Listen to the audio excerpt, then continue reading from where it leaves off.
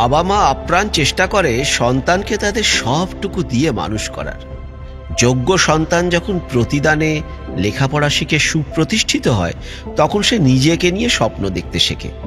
আর অনেক সময় এই স্বপ্ন তাকে তার পরিবার, পরিজন ও স্বদেশ থেকে দূরে সরিয়ে দেয়।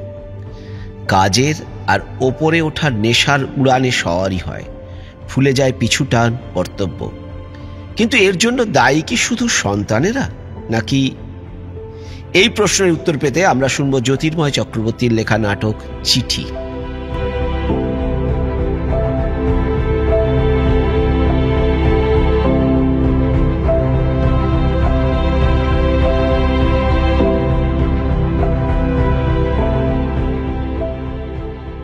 মেল বক্সটা খুলে দেখি তো, অনেকগুলো চিঠি জমা হয়েছে। দেখি কি কি চিঠি এসেছে। এটা তো মায়ের চিঠি, দেখি খুলে। প্রিয় অনি, কেমন আছিস? আজ প্রায় 3 বছর পর তোকে চিঠি লিখতে বসলাম। জানি না এটা কি অন্তরের তাগিদ, নাকি কিছু প্রশ্ন মনের মধ্যে ভিড় করে আসা তারই উত্তর খোঁজার তাগিদ। আমার এই অন্বেষণে আশা করি তোর সাহায্য পাব। কয়েক হাজার কিলোমিটারের দূরত্ব তোকে আমার থেকে আলাদা করেছে ঠিকই, তবে সম্পর্ক নামক প্রদীপের সলতেটা এখনো থেকে থেকে জ্বলছে। তুই হয়তো ভাবছিস অবসর জীবনে মা কাব্যচর্চা শুরু করলো বোধহয়।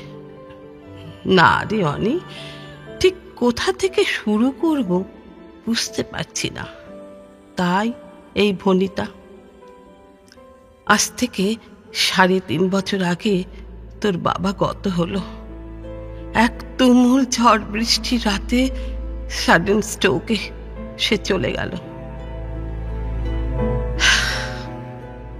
বাইরের দুর্যোগ আর আমার মনের দুর্যোগ তখন মিলে মিশে একাকার। তোর বাবার মৃতদেহটা আঁকলে বসে আমি তখন তোর প্রতীক্ষা, কিন্তু অনন্তহীন অপেক্ষা করলেও তুই আসতিস না, কারণ কেরিয়ার মেকিং প্রজেক্ট নিয়ে তখন তুই যে বেজায় ব্যস্ত। তোর বাবার প্রাণহীন শরীরে মুখাগ্নির আগুনটা আমি ছোঁয়ালাম, তার শান্ত স্নিগ্ধ মুখেও যেন লেগেছিল একটা অব্যক্ত জিজ্ঞাসা, ও নিয়ে আসেনি? এত বছরের সম্পর্ক তোর মনকে একবারও নাড়া দিল না অনি? অনি, পরিবার মানে কি? উত্তরটা আজও আমার কাছে স্পষ্ট নয় রে। তুই জামাই, আমার নাতি, তোরা যে এই পরিবারের অংশ তা শুধু নেম প্লেট দেখেই বুঝতে হয়। এই এত বছরে ঠিক কবে ওদের মুখ দেখেছি বল? হোয়াটসঅ্যাপ, ফেসবুক, মেসেঞ্জার পারবে না রে এই ক্ষতর প্রলেপ হতে।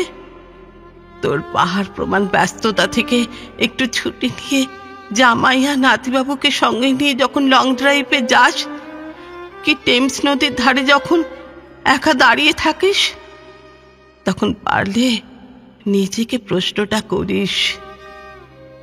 আজ তুই অভিভাবক হয়েছিস, তিল তিল করে বহু যত্নে ও আদরে তোরা আমার নাতিবাবুকে মানুষ করেছিস। আমি আর তোর বাবাও তোকে পরম মমতা দিয়ে মানুষ করার চেষ্টা করেছিলাম। তোর কখনো কোনো অভাব রাখিনি। তোর সমস্ত আবদার, সমস্ত দাবি পূরণের চেষ্টায় কোনো খামতি ছিল না। ভালো স্কুল, ভালো টিউশন, দামি পোশাক, আরামের জীবন, সব সব দিয়েছি তোকে। মনে পড়ে অনি তোর কৈশোরের দিনগুলো, যখন তুই আমাকে আর তোর বাবাকে আঁকড়ে ধরে বাঁচতিস। তোর তো তেমন বন্ধু ছিল না, তুই বরাবর ব্রিলিয়েন্ট রেজাল্ট করতিস বলে এমনিতেই তোর বন্ধুরা তোকে হিংসা করত, তাই আমরাই ছিলাম তোর বন্ধু, খেলার সাথী। তুই পড়ে গিয়ে একটু আঘাত পেলেই আমি তোর বাবা দিশাহারা হয়ে পড়তাম। আজ তোর আঘাত আর নিতে পারি না রে। জানি এই কথাগুলো তোর কাছে কোনো মূল্য রাখে না, শুধু প্রশ্নগুলো প্রতিদিন বড় জ্বালাচ্ছে। এ জিজ্ঞাসা শুধু চিঠিতেই লেখা যায়। আজও চিঠি হৃদয়ের কথা বহন করে নিয়ে যায়। সময় সুযোগ ফুরসত ফেলে চিঠির উত্তর দিস। অপেক্ষা করার অভ্যেস আমার হয়ে গেছে, জানালে খুশি হব। প্রশ্নগুলোর হাত থেকে নিষ্কৃতি পাবো। ভালো থাকিস তোরা, ভালো থাকিস রে। নাতিবাবুকে আমার ভালোবাসা দিস। ইতি মা।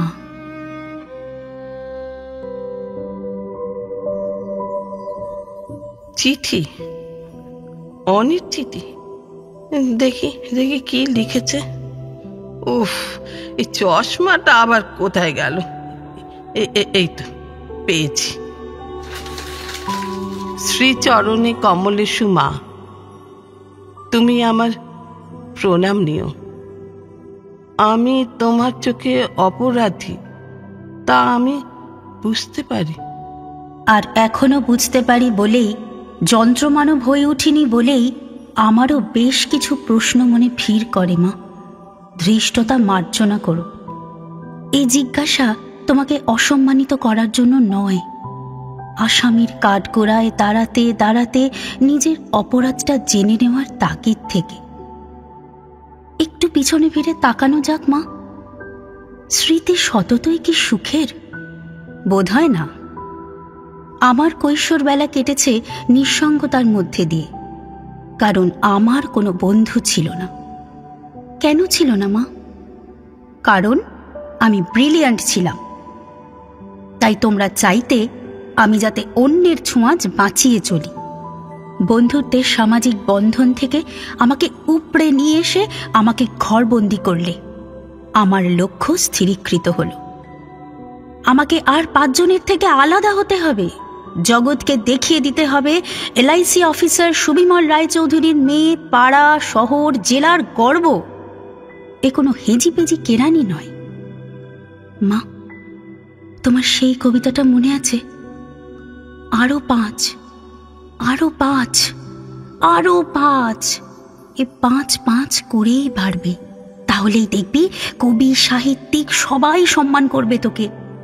তাহলেই ছবি ছাপবে খবরের কাগজে। আমাদেরকেও নিয়ে যাবি।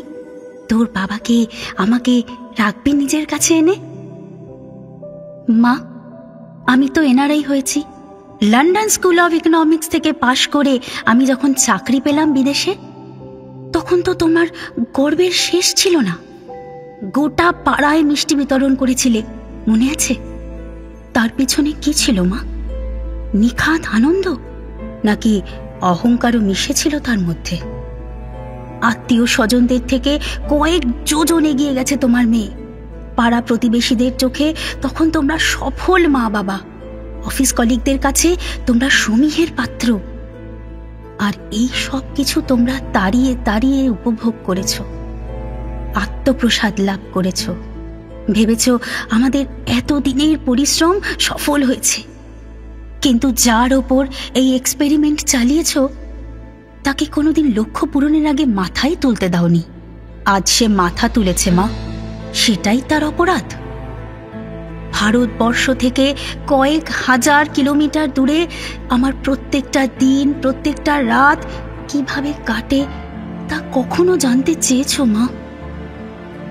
কিছু পাউন্ডের বিনিময়ে যখন দিন রাত এক করে পরিশ্রম করতে হয়, আর সব সময় টার্গেট ফুলফিল না হওয়ার আতঙ্ক চাকরি খোয়াবার ভয় তাড়িয়ে নিয়ে বেড়ায়, তখন তখন আমি কার কাছে আশ্রয় খুঁজব বলতে পারো?